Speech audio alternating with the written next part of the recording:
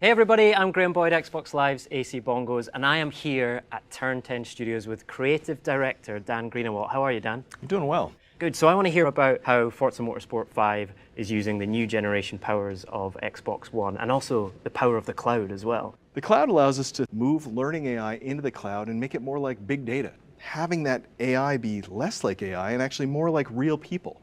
So it's learning how you behave. It's evolving over time. It's evolving based on the entire community. So this is about bringing AI closer to how real players drive, right? Absolutely, and you can imagine how that would work in a first-person shooter or an action game where your squad mates are your friends and your family behaving the way they would in a multiplayer game.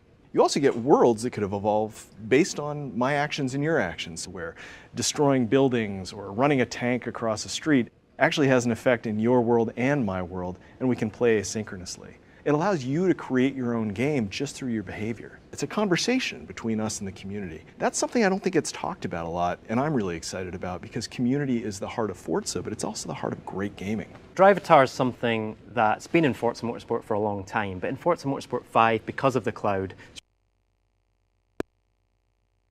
a whole new level, right?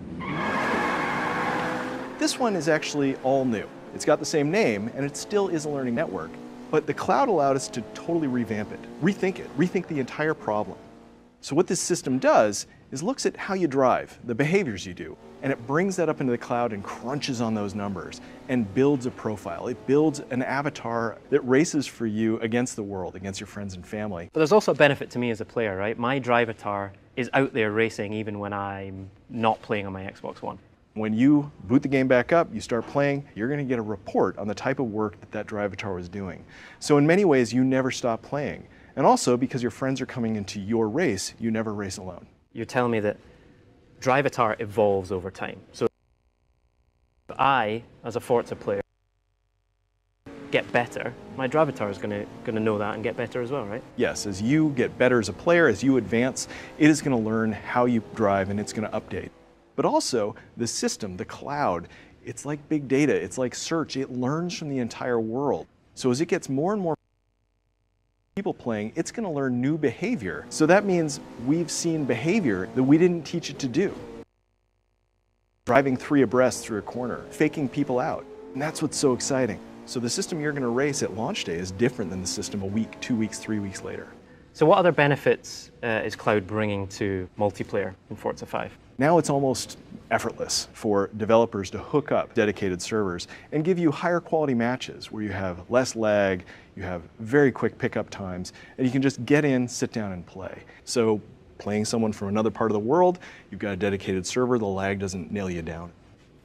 Now, you've always been a very big supporter of the Forza community.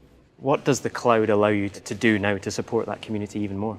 As developers, we can update our game, and it's not necessarily through like title updates or bug fixing that people have seen in the past. We can now just add new challenges into the game. We can put new achievements in. We can give you new things to do, but also we can see what is the community doing? What are they enjoying or not enjoying? Let them vote with their actions, and we can double down on those. So if people are really liking drag racing, we can add more drag racing, and they don't have to request it. We'll just see that people are enjoying it.